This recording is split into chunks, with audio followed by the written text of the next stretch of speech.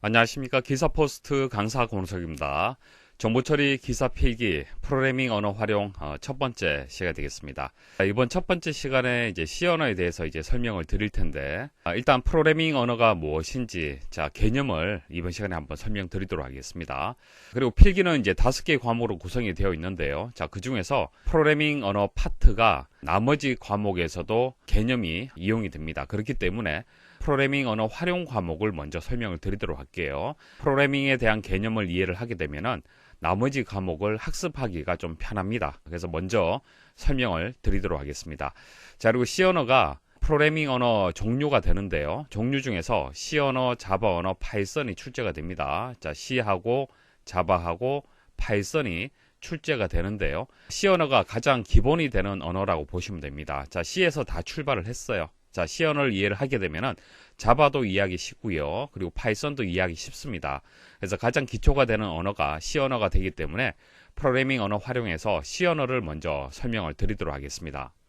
이번 시간 목차 말씀을 드리도록 할게요. 이번 시간에 첫 번째 말씀드릴 것은 이제 프로그래밍 언어가 무엇인지 기본 개념을 일단 알고 계셔야겠죠. 자, 기본적인 개념 말씀을 드리도록 하고요.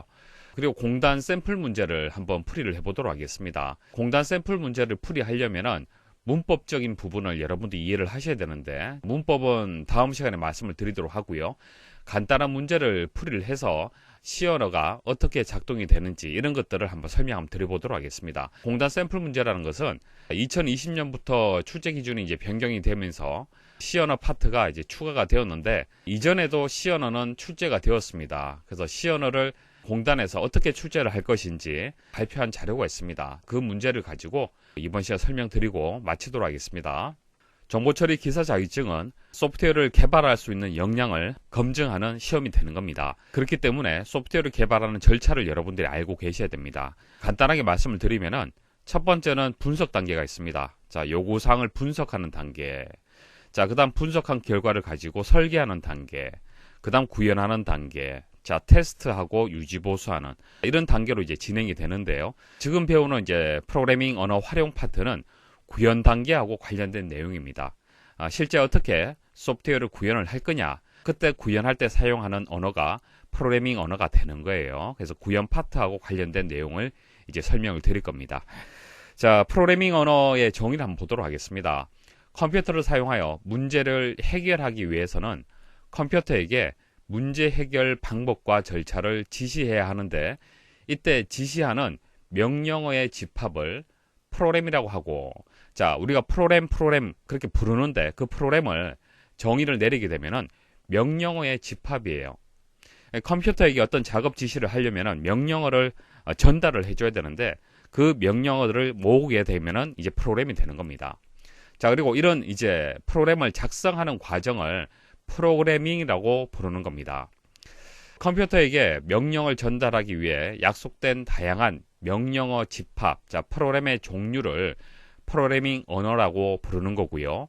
프로그래밍 언어는 컴퓨터 중심의 저급 언어가 있고 사용자 중심의 고급 언어가 있습니다. 자, 이건 뭐 자세히 다음에 설명을 드릴 텐데 간단하게만 말씀을 드리면은, 자, 컴퓨터가 이해하는 언어는요, 이진수가 됩니다. 이진수. 자, 0과 1만 이해를 하고 있어요. 보통 우리는 숫자는 10진수 이용을 하고 언어를 이용을 하잖아요. 문자를 이용을 해서 서로 커뮤니케이션을 합니다. 자, 근데 컴퓨터하고 커뮤니케이션, 자, 명령어를 전달을 하려면은 0과 1 형태의 이진수로 전달을 해줘야 돼요. 그때 사용하는 언어가 저급 언어가 되는 겁니다. 다른 말로 기계어라고 얘기를 하고요. 0과 1 형태로 되어 있습니다.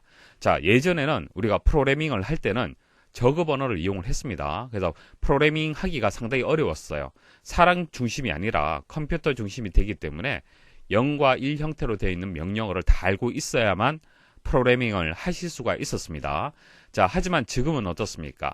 사용자 중심의 고급 언어를 이용하고 있어요. 그래서 C 언어, 자바 언어, 파이썬 이런 것들은 고급 언어가 되는 겁니다. 그래서 0과 1 형태로 되어 있는 것이 아니라 문자 형태로 되어 있어요. 문자, 영문자로 되어 있습니다. 보통 영문자로 되어 있고, 내용을 보게 되면 사람이 좀 이해하기 쉬워요. 자, 이렇게 크게 구분이 됩니다. 자, 그리고 비트라고 불리는, 자, 비트. 자, 비트는 0과 1로 되어 있는 것을 우리는 비트라고 얘기를 합니다. 자, 비트라고 불리는 0과 1의 값으로 작성되거나, 자, 기계어는 그렇게 작성이 되어 있고요. 변환되어 컴퓨터가 이해할 수 있도록 한다. 만일 고급 언어로 작성이 된다는 얘기는 영문자로 작성이 된다는 얘기고요. 영문자는 사람이 이해하기 쉬운 형태가 되기 때문에 한번 변환을 해줘야 됩니다. 보통 우리가 컴파일을 한다 그렇게 얘기를 하는데 변환을 해야만 컴퓨터가 이해를 할 수가 있는 거예요.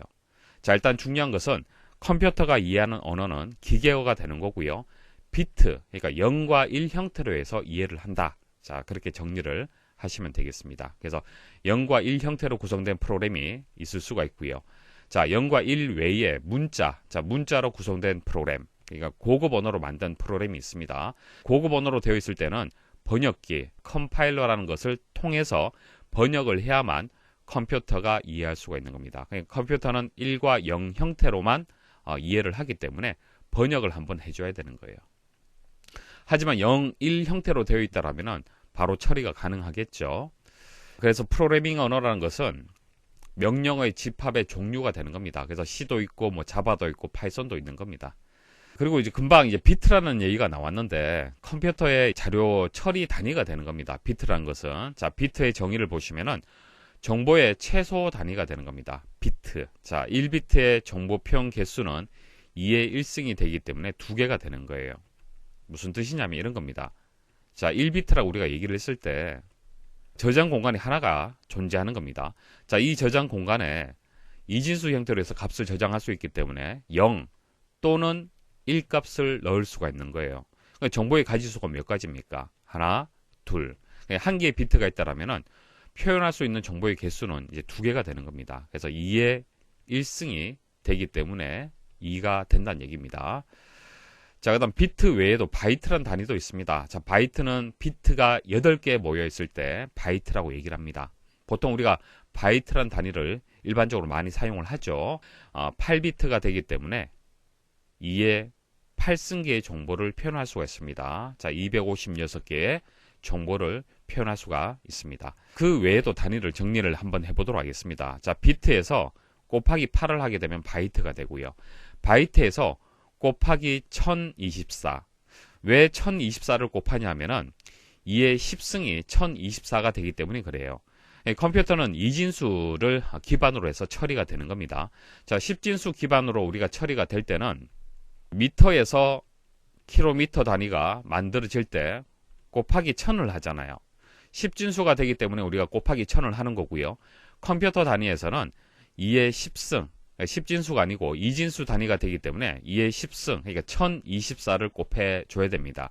1024를 곱하게 되면은 킬로바이트가 되는 거예요. 그래서 여기서 킬로가 뜻하는 것이 1024가 되는 거고요. 미터에서 킬로미터가 될 때 이 킬로의 의미는 1000이 되는 것이죠. 자, 그 다음 킬로바이트에서 1024를 곱하게 되면은 메가바이트가 되고요. 자, 메가바이트에서 1024를 곱하면 기가. 자, 기가에서 1024를 곱하게 되면은 테라바이트가 되는 겁니다.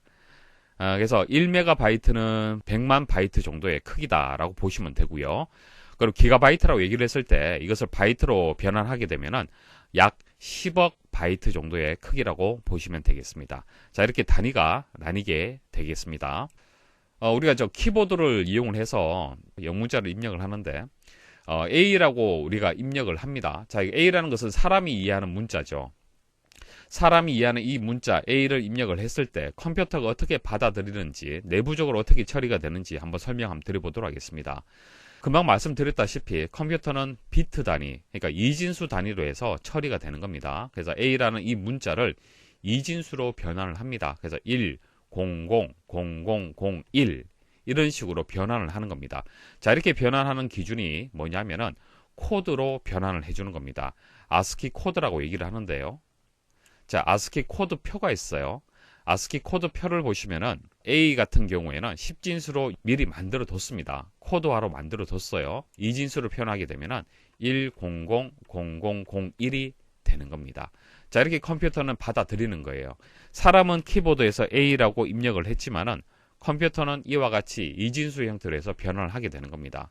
자, 이것을 받아들일 때는 컴퓨터는 전기 신호를 이용해서 변환을 해줍니다. 이진수 값을 보통 뭐 5V, 자 5V면 1, 뭐 1.5V, 그러니까 높은 전압, 낮은 전압을 1과 0으로 해석을 해요.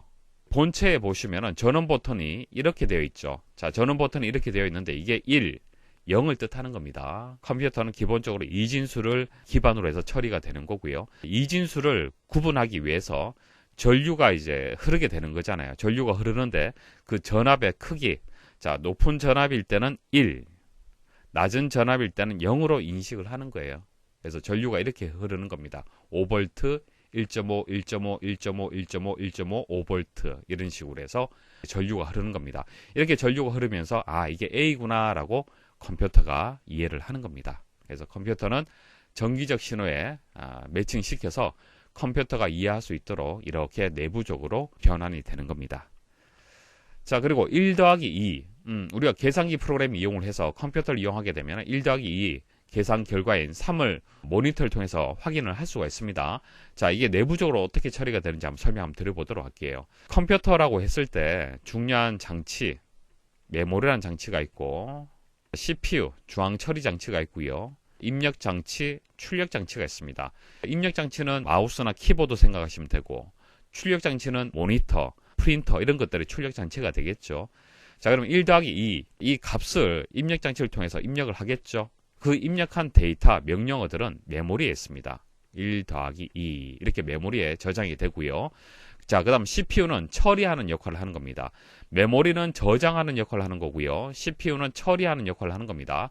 그래서 메모리에서 가지고 옵니다. 1과 2 이런 데이터, 명령어를 가지고 와요. 그것을 호출이다 그렇게 부르는 겁니다. 메모리에 저장되어 있는 명령어와 데이터를 호출해서 가지고 옵니다. 자, 가지고 와서 덧셈이라든지 이런 것들을 해석을 해야겠죠. CPU가 이것을 더하라는 명령어구나 이렇게 해석을 합니다. 자, 그것을 이제 해독한다라고 하는 겁니다. 해독하고 난 뒤에 1 더하기 2를 연산할 수가 있겠죠. CPU가 이런 처리 과정을 통해서 출력 장치에게 그 결과를 전달해 줍니다. 그래서 출력 장치로 정보가 이제 보여지는 그런 순서대로 작동이 되는 겁니다. 컴퓨터 내부적으로 우리가 키보드로 데이터, 자, 문자를 입력하거나 숫자를 입력을 했을 때 어떻게 이해를 하는지 어느 정도 감을 잡으실 수가 있겠죠. 이런 내용들은 출제는 안 될 겁니다. 개념을 그냥 이해를 하시면 되는 겁니다. 자, 금방 우리가 아스키 코드라는 것을 말씀을 드렸는데 아스키 코드가 무엇이냐면은 자, 이것은 기억을 좀 하셔야 돼요. 아스키 코드는 이제 미국 표준 협회에서 만든 코드가 되겠습니다. 7비트로 되어 있어요. 7비트로 되어 있기 때문에 2의 7승계의 정보를 표현할 수가 있습니다. 128개의 정보를 표현할 수가 있어요. 자, 보시면 0부터 해서 127까지 되어 있죠. 통신 제어용으로 보통 이용이 되고요. 마이크로 컴퓨터 기본 코드로 사용이 됩니다. 그러니까 여러분들이 사용하는 컴퓨터의 기본 코드로 아스키 코드가 사용이 된다. 그렇게 보시면 되고 단점은 96개의 대소 영문자하고 숫자하고 특수문자 32개의 제어 문자를 포함하여 128개의 문자만 표현할 수가 있습니다. 7비트로 되어 있는 코드 체계가 되기 때문에 128개의 이제 정보밖에 표현을 못 한다는 얘기입니다. 자, 그래서 여러 언어를 다 이제 사용을 할 수가 없어요. 그래서 한국어라든지 이런 것들을 사용할 수 없다라는 단점이 있습니다. 이게 초기에 나왔던 코드가 되기 때문에 그래요. 미국에서 만들었기 때문에 영문자는 표현할 수 있지만 다른 나라의 언어는 표현할 수 없다라는 문제점이 있습니다. 자, 그래서 나온 것이 유니코드가 되는 겁니다. 유니코드는 16비트 체계가 되는 겁니다. 그래서 아스키 코드하고 비교했을 때 더 많은 문자를 표현할 수가 있는 거예요. 그래서 각 나라의 언어를 모두 표현하기 위해서 나온 코드 체계가 유니코드가 되겠습니다. 그래서 아스키 코드, 유니코드 이런 것들은 여러분들 기억을 하셔야 됩니다. 샘플 문제를 설명드리기 전에 순서도에 대해서 말씀을 드리도록 하겠습니다. 코드를 작성한다, 프로그래밍을 한다, 뭐 C 언어, 자바 언어 이용을 해서 이제 코딩 한다라고 얘기를 하는데 사실 코딩하기 전 단계가 순서도를 만드는 단계가 있어요. 순서도를 먼저 만들어 줍니다. 알고리즘. 자, 알고리즘이라는 것은 논리적인 절차를 의미를 하는데 프로그램 개발하는 데 있어서 어떤 논리적인 절차가 있을 겁니다. 그 절차를 순서도라는 양식에 맞춰서 표현을 하는 거예요. 그 절차를 가지고 코딩을 하는 겁니다. 간단한 프로그램 같은 경우에는 이 과정을 생략을 하고 바로 코딩을 할 수는 있습니다. 하지만 일반적으로 큰 프로젝트 같은 경우에는 알고리즘, 어떤 절차, 논리적인 절차를 찾아내고 만들어내서 누구나 알 수 있는 이제 순서도 양식에 맞도록 그렇게 표현을 합니다. 자, 순서도가 이제 그런 의미로 이제 사용이 되는데 이 순서도를 만들어야만 그 다음 코딩을 할 수가 있어요. 근데 시험은 순서도는 출제되지 않고요. 이 코드만 출제가 되는 거예요. 자, 코드만 출제가 되는데 이것만 여러분 알고 계시면 되지만은 전체 프로그래밍 하는 과정에서는 순서도 다음에 순서도를 만들고 그 다음에 코딩을 하기 때문에 이 과정에 대해서 제가 말씀을 드리겠다는 얘기입니다. 순서도에 대해서 한번 설명 한번 드려보도록 할게요. 자, 순서도는 시험에 출제되지는 않습니다. 자, 1에서 10까지 덧셈을 하는 합계를 구하는 프로그램을 한번 만들어 보도록 할게요. 물론 이렇게 간단한 프로그램 같은 경우에는 순서도를 만들 필요 없습니다. 바로 코드 작성하면 되죠. 하면 되는데 전체 과정을 설명드리기 위해서 순서도를 한번 만들어 보도록 할게요. 자, 1에서 합을 구할 때 한번 생각을 해보십시오. 사람은 어떻게 계산을 합니까? 1에다가 2를 더해서 3을 구하죠. 3에다가 3을 더해서 6이 되고 6에다가 4를 더해서 10이 되고 10에다가 5를 더해서 15가 되면서 계속 누적하는 개념으로 계산을 할 거예요. 그죠? 자, 계산해서 마지막 55라고 결과를 만들어내게 될 겁니다. 자, 컴퓨터도 그런 방식으로 구합니다. 비슷하게 구하는데 접근을 할 때 규칙을 찾는 거예요. 컴퓨터는 단순합니다. 단순하기 때문에 규칙을 줘야만 결과를 만들어낼 수가 있는 거예요. 컴퓨터는 입력을 주고요. 이 입력값을 가지고 처리, 프로세싱을 해야 되는 거예요. 프로세싱을 해야만 출력을 할 수가 있죠. 입력 데이터, 자, 1, 2, 3, 4 이런 입력 데이터가 있을 수가 있고 이것을 가지고 어떻게 처리를 할 것인지, 자, 어떻게 프로세싱을 해야 되는지 그 과정에 대해서 설명을 해줘야만 컴퓨터는 결과를 만들어낼 수 있다는 얘기입니다. 그래서 규칙을 찾는 것이 중요한 거예요. 규칙을 한번 찾아보도록 할게요. 두 가지 규칙을 찾을 건데 첫 번째는 각 항의 값을 찾는 방법을 한번 생각해 보도록 하겠습니다. 첫 번째 항의 값은 1이죠. 두 번째 항은 어떻게 구할 수 있을까요? 2, 3, 4, 5가 되는데 두 번째 항은 첫 번째 항에다가 1을 더해주면 두 번째 항의 값을 구할 수가 있죠. 두 번째 항에서 세 번째 항은 어떻게 구할 수 있습니까? 1을 더하면 세 번째 항을 구할 수가 있어요. 자, 네 번째 항은 세 번째 항에다가 1을 더하면 또 구할 수 있습니다. 그래서 각 항의 값은요, 만일 넘버라는 변수를 이용을 한다라면, 자, 변수라는 것은 값이 바뀌는 것을 변수라고 얘기를 하죠. 상수라는 것은 바뀌지 않은 값을 이제 상수라고 얘기를 하는 겁니다. 항상 이제 고정되는 값을 이제 상수라고 얘기를 하고, 변수는 말 그대로 값이 계속 바뀌는 거예요. 1, 2, 3, 4, 5, 6 값이 계속 바뀌잖아요. 이런 바뀌는 값을 담기 위해서 필요한 것이 변수라는 개념이 되는 겁니다. 각 항을 저장하는 변수를 넘버라고 일단 생각을 하도록 할게요. 넘버라고 하나 만들었습니다. 자, 공간을 만들었어요. 자, 그러면 이 넘버를 이용해서 규칙을 찾아야 되는데 넘버 플러스 1이라고 우리가 찾으면 되는 겁니다. 현재 항, 자, 이게 첫 번째 항이라고 가정을 할게요. 1 더하기 1 하게 되면 이 결과값을 좌변에다가 대입을 하게 되면 2가 되죠. 자, 이건 현재 넘버가 되고 다음 항의 넘버가 되는 거예요. 다음 항의 넘버를 구하기 위해서는 현재 항의 넘버 값에다가 1을 더해주면 다음 항의 값을 구할 수가 있는 겁니다. 됐죠?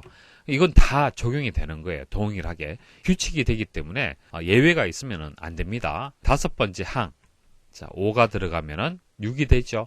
여섯 번째 항을 구할 수가 있는 겁니다. 자, 그 다음에 합계를 한번 구해보도록 할게요. 첫 번째 항의 값은 1이죠. 첫 번째 항까지 합은 얼마가 되겠습니까? 1이 되죠.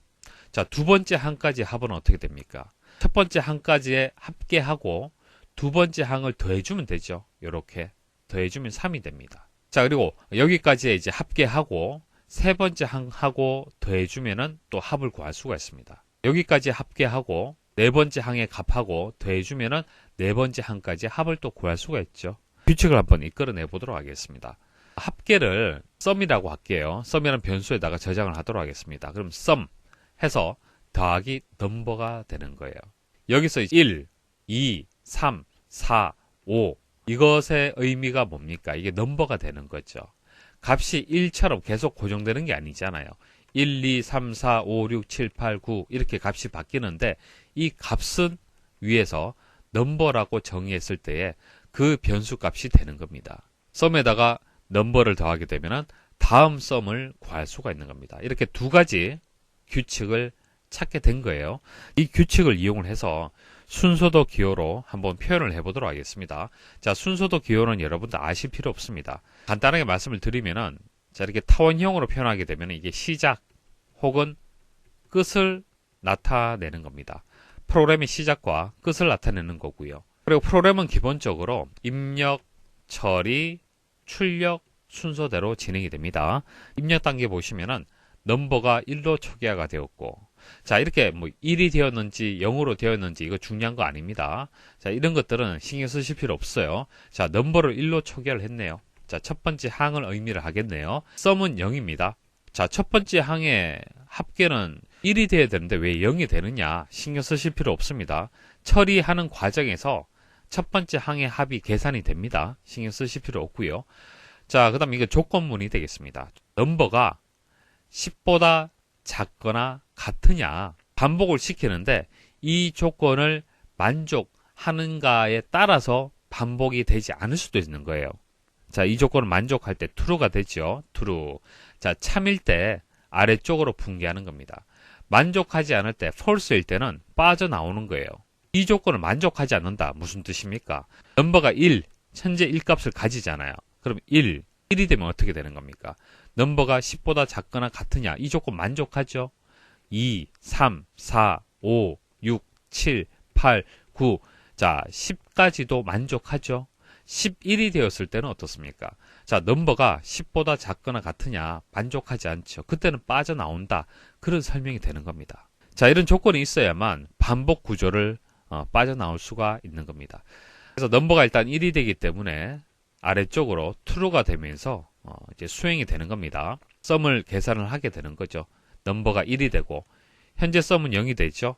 자, 더하게 되면은 썸은 1이 되는 겁니다. 첫 번째 항까지의 합이 계산이 된 것이죠. 그리고 넘버를 1 증가시킵니다. 현재 넘버가 1이 되고 1을 더하면 이제 2가 되는 거예요. 그리고 반복시킵니다. 조건을 확인합니다. 10보다 작거나 같으냐? 만족하죠. 또 반복을 해요. 두 번째 항까지 합을 구하고 넘버 증가시키고 계속 반복을 합니다. 반복을 하다가 넘버가 11 값을 가질 때는 false가 되면서 빠져나오고요. 이것은 출력 기호가 되겠습니다. 자, 쉼표해서 두 가지를 출력을 하는데, 자, 이거하고 출력을 하는 거예요. 앞에 있는 것은 큰 따옴표로 이렇게 이제 묶여져 있죠. 자, 이것은 문자 열을 의미를 하는 겁니다. 자, 1부터 해서 등호까지 그대로 출력을 해주면 되는 거예요. 그 다음 뒤에는 썸이라는 변수죠.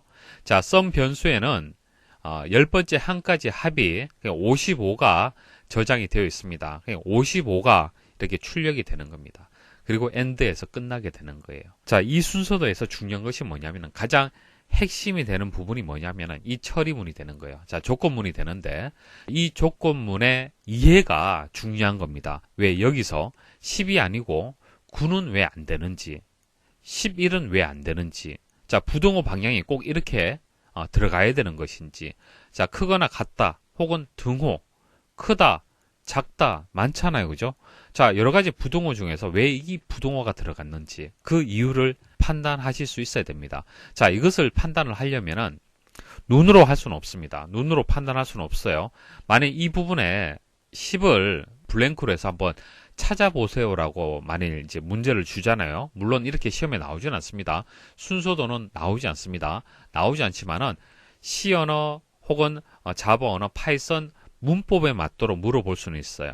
이렇게 이 부분에 정수값을 찾아라 이렇게 나올 수도 있습니다. 자, 그럼 이것을 찾는 방법은 디버깅을 해야 되는 거예요.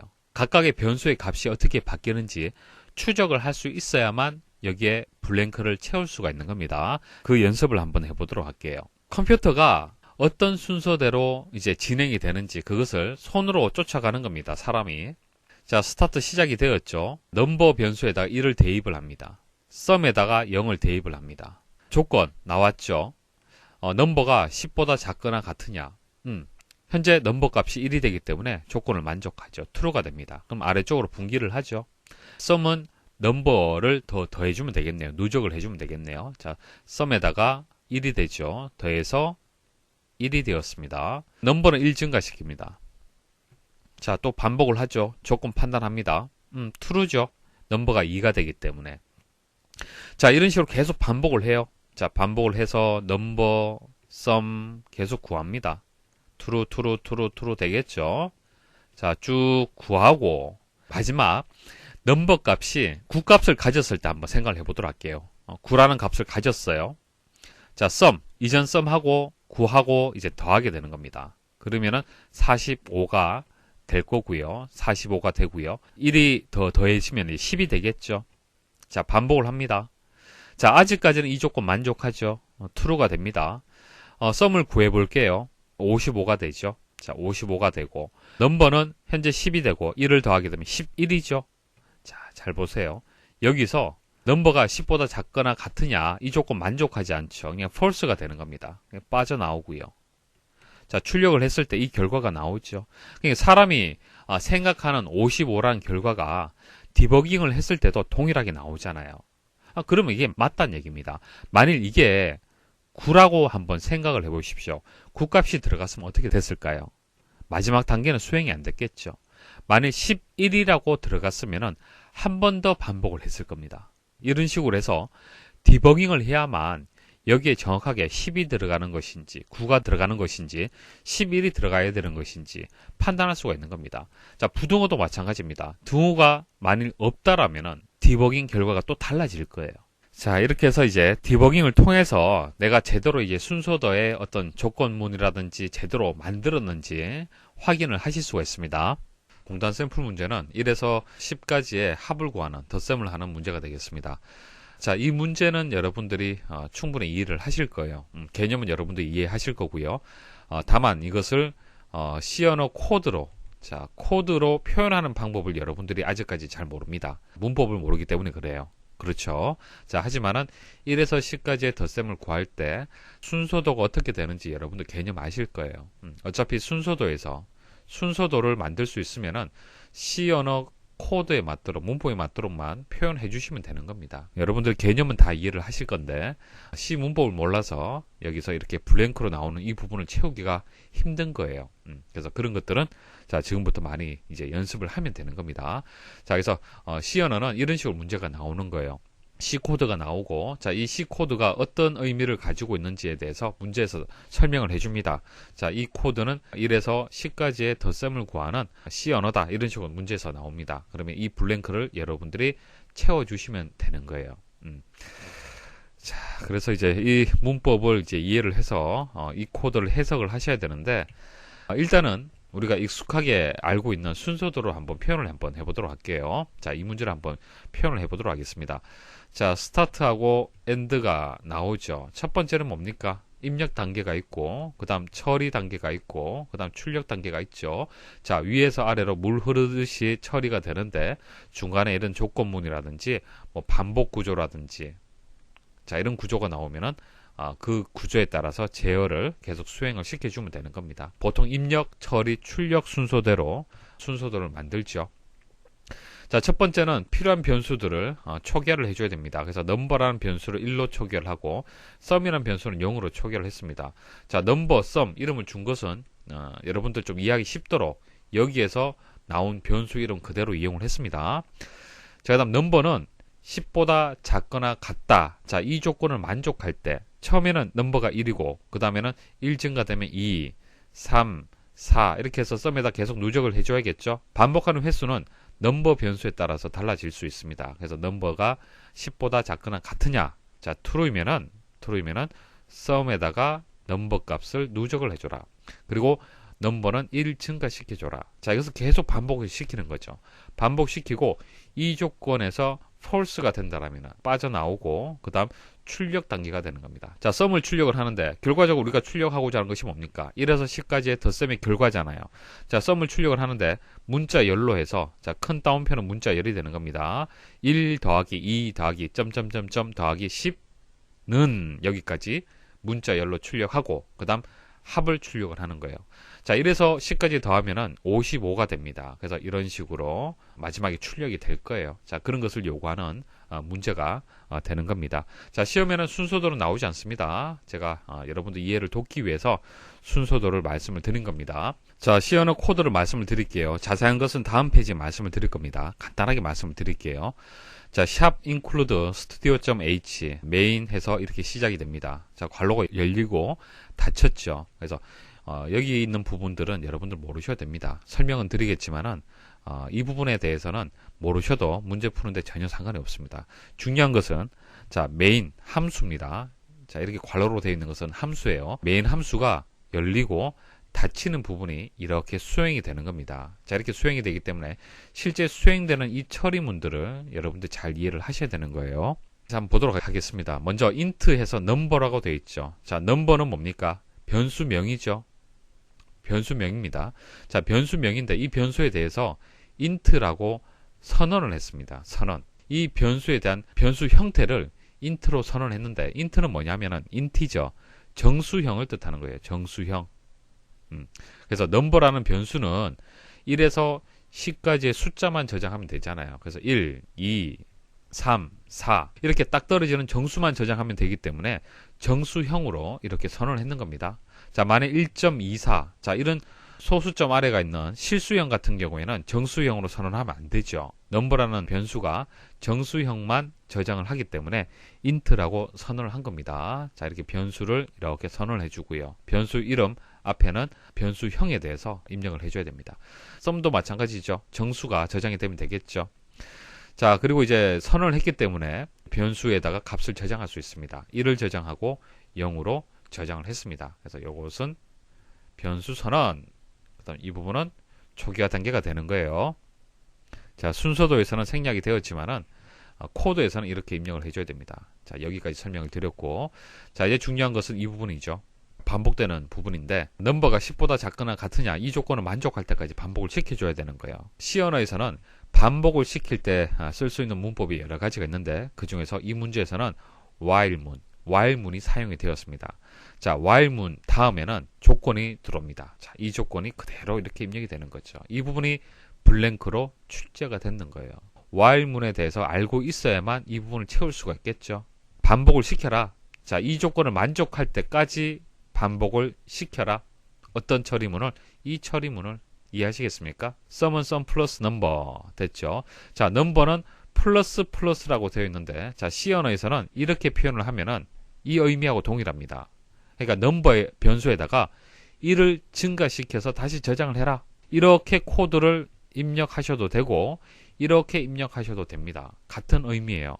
자, 이렇게 해서 반복이 되겠죠. 반복되고 난 뒤에 반복이 끝나면은 넘버가 11이라는 값을 가지는 순간 이제 반복이 안 되겠죠. 반복이 안 되고 빠져나옵니다. printf. 자, 이것도 함수입니다. 화면에 출력을 해라. 자, 심표에서 자, 이렇게 인수가 2개가 들어왔는데 자세한 설명은 뒤에 말씀을 드릴게요. 자, 인수가 이렇게 2개 들어왔는데 앞에 인수 보시면은 1 더하기 2 더하기 점점점 해서 10은까지 여기까지. 자, 이게 문자열로 출력이 되는 겁니다. 그 다음 sum은 계산되었잖아요. 여기서 그죠? 그래서 sum도 같이 출력을 해주란 얘기입니다. 그래서 출력이 되면 이런 식으로 55 이렇게 출력이 되는 거예요. 이래서 10까지 계산을 하게 되면 55가 되겠습니다. 자, 이렇게 해서 이제 1번 답을 구하시면 되는데 순서도에서도 말씀을 드렸지만 디버깅 해야 됩니다. 작으냐 뭐 같으냐 이런 것들을 판단해 주셔야 되잖아요. 그죠? 그러려면은 디버깅을 하셔야 되는 거예요. 그래서 위에서 아래로 제어 순서에 따라서 또 디버깅 하셔야 되는 거예요. 그래서 넘버는 1, sum은 0. 자, 조건문 이 조건 만족하죠? true. 그러면 아래쪽으로 수행이 되고 그럼 sum은 넘버만큼 증가. 자, 넘버는 1 증가. 또 반복되죠? 조건문 true. 자, 이런 식으로 됐습니까? 쭉 수행이 되면은 넘버가 11값을 가질 때 그때 빠져나옵니다. false가 되고 그때 sum의 값이 55가 되고요. 자, 출력을 하게 되면은 자, 여기까지 먼저 출력이 되고 그다음 sum 값 55가 출력이 됩니다. 자, 이 과정을 한번 보여드릴게요. C 언어를 실행하고 그 결과를 볼 수 있는 프로그램이 되겠습니다. 자, 이 프로그램에 대해서 여러분도 아실 필요는 없습니다. 개념 이해를 도와드리기 위해서 제가 대신해서 실행을 하는 겁니다. 시험장 가서 이런 거 없습니다. 컴퓨터 없죠. 시험지 보고 여러분은 답은 입력을 해야 되는 거예요. 그래서 넘버는 10보다 작거나 같다라는 것을 그냥 입력을 해야 되는 겁니다. 코드를 보고 이해를 해야 돼요. 한번 실행을 해볼게요. 자, 결과 어떻게 나오는지 한번 보십시오. 자, 결과 보시면 어떻게 나왔습니까? 1에서 10까지 해서 등호, 자, 문자 열이죠. 나오고요. 그 다음 썸 값인 55가 이렇게 같이 출력이 되는 겁니다. 100가지 합을 구하겠다. 뭐 얼마든지 구할 수 있죠. 5050. 1000까지 구하겠다. 자, 이렇게 계산이 되는 겁니다. 그래서 여기서 만일 등호가 없으면 어떻게 될까요? 자, 등호를 빼볼게요. 여러분들 실수해서 이렇게 답을 넣을 수도 있잖아요. 물론 프로그램 실행을 여러분들이 할 수가 없고요. 디버깅을 통해서 이런 것들은 잡아내셔야 됩니다. 자, 실행을 해보시면은 10이 빠졌죠.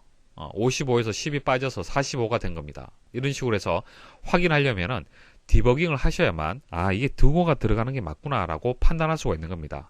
코드에 대해서 문법 설명드리도록 하겠습니다. 문법에 대한 자세한 설명은 다음 시간부터 설명을 드리도록 하고, 이 문제를 이해할 수 있는 수준 정도까지만 설명을 드리고 이번 시간을 마치도록 하겠습니다. 자, 여기 보시면 이제 세미콜론 이렇게 되어 있죠. 세미콜론은 문장의 끝을 의미를 하는 겁니다. 자, 한 문장이 끝나면은 세미콜론으로 닫아 주셔야 되는 거고요. 여기에 이제 메인 함수가 있는데, 자, 메인 함수는 프로그램이 시작하는 시작점이라고 보시면 됩니다. 운영체제, 윈도우라든지 뭐 리눅스라든지 유닉스라든지 운영체제가 있겠죠. 그 운영체제가 프로그램을 실행을 할 때 이 메인 함수를 호출하면서 시작을 하는 거예요. 그래서 메인에서 일단 시작한다. 그렇게 생각을 하시면 됩니다. 메인 함수가 여기서부터 여기까지다. 이렇게 해서 중괄호로 해서 표시를 한 거고요. 블럭을 설정을 한 거죠. 블럭 안에 이렇게 코드가 입력이 되어 있는 겁니다. 그리고 한 문장이 끝나면 세미콜론으로 닫아 주셔야 되고요. while 같은 경우에는 세미콜론이 없죠. 자, 이것은 블럭으로 지정을 한 겁니다. 여기서부터 여기까지가 while 문이 되는 거예요. 나머지는 세미콜론이 다 들어갔습니다. 첫 번째 라인 보도록 하죠. 샵 include studio.h라고 되어 있는데, 일단 studio.h에 대해 설명 좀 드리도록 하겠습니다. 자, 이것을 헤더 파일이다 그렇게 부르는데요. 헤더 파일이 뭐냐면은 자주 사용되는 변수나 함수를 외부에서 편리하게 사용하기 위해서 만들어진 파일이다. 변수라는 개념은 뭐 간단하게 여러분도 이해를 하실 거고요. 함수는 작은 프로그램이다라고 보시면 됩니다. 여기서는 printf가 이제 함수가 되는 겁니다. 프린트, 출력한다. 자, 이런 기능들은 여기서만 사용되는 것이 아니라 프로그램을 우리가 개발을 할 때 기본적으로 사용되는 그런 함수가 되는 거예요. 이 함수가 필요할 때 명령어를 통해서 매번 정의하는 것이 아니라, 그러니까 출력하기 위해서는 뭐 한 줄로 간단하게 명령을 줄 수 있는 것은 아니고요. 길게 코드를 작성을 해줘야만 출력을 할 수가 있는 겁니다. 하지만 여기서는 printf에서 간단하게 처리를 했죠. 저렇게 간단하게 처리할 수 있는 것은 이 헤더 파일이 있기 때문에 가능한 겁니다. 그러니까 이 헤더 파일에 printf와 같은 자주 사용되는 함수를 여기 모아뒀어요. 모아두고 이것을 include, 이 프로그램에 포함시켜서 프로그램이 실행되기 때문에 간단하게 printf를 그냥 호출해서 사용할 수가 있는 겁니다. 만일 이 코드가 없다라면은 프린트, 그냥 출력을 하기 위해서 아주 길게 코딩을 해야 되는 겁니다. 프로그래밍을 또 해줘야 되는 그런 불편함이 있는 겁니다. 그래서 자주 사용되는 것을 미리 모아둬서 가지고 오는 개념으로 이용하는 것이 헤더 파일의 개념이 되는 겁니다. 이게 헤더 파일의 개념이 되는 거고, 여기 앞에 보시면 스튜디오라고 되어 있죠. 이 헤더 파일의 이름이 되는데 스탠다드 인풋 아웃풋을 의미를 하는 겁니다. 표준 입출력, 그러니까 입출력과 관련된 함수를 모아두은 파일이다. 그렇게 보시면 되겠습니다. 샵이 뜻하는 것은 전처리기, 자, 먼저 처리해라 라는 기호가 되는 겁니다. 그리고 include는 포함하다 라는 의미를 가지고 있죠. 그래서 결과적으로 데이터 입출력을 위해서 studio.h 파일을 현재 파일에, 현재 프로그램에 포함을 시켜라. 자, 이렇게 포함을 시켜야만 출력 함수, printf문을 사용할 수 있는 겁니다. 만일 이게 없으면 에러가 발생을 하는 거예요. 자, 그리고 메인이 시작을 하죠. 뭐 여기서부터 자, 여기까지는 변수를 생성하고 대입하는 부분이 되겠습니다. 자, 변수라든지 뭐 자료형 이런 것들은 다시 설명을 드리도록 하고요. 자, while문 나왔죠. 자, 이것은 이 조건을 검사를 해서 반복을 실행하는 부분이 되겠습니다. printf문 설명 좀 드리도록 하겠습니다. 자세한 것은 다음에 설명을 드릴 거고요. 간단하게 설명드리고 마치도록 하겠습니다. 자, 여기서 역슬래시 n이 있는데요. 일단 역슬래시는 키보드에서 엔터키 위에 보시면은 원기호 있을 겁니다. 자, 이게 역슬래시가 되는 거예요. 자, 역슬래시 n이라는 것은, 자, 이거 출력할 내용 앞에 한 줄을 출력하라 라는 뜻이 되는 겁니다. 좀 전 실습할 때 보여드렸지만은 이 출력 결과의 위쪽에 보면 비워진 한 줄이 있을 겁니다. 자, 그 다음에 이거 뒤에 있는 이제 역/n도 마찬가지예요. 한 줄을 비워줘라 라는 뜻이 되는 겁니다. 만일 이게 없다라면은, 자, 이 부분이 출력이 안 되는 겁니다. 출력할 이 대상만 출력이 되는 거예요.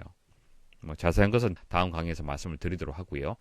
그런 이제 역할을 한다라는 정도 아시면 됩니다. 그러니까 이 내용이 사실 없어도 되는 거죠. 뭐 중요한 것은 아닙니다. 자, 그 다음 쉼표를 기준해서 여기 보시면은 1 더하기 2 해서 쭉 이제 입력이 되어 있죠. 자, 입력되어 있고 이 내용은 이제 문자열로, 자, 문자열로 출력이 될 겁니다. 자, 여기까지 출력이 된 거고요. 등호까지. 자, 그냥 %D라고 되어 있죠. 이게 무슨 뜻이냐면은 데시멀, 십진수를 의미를 하는 거예요.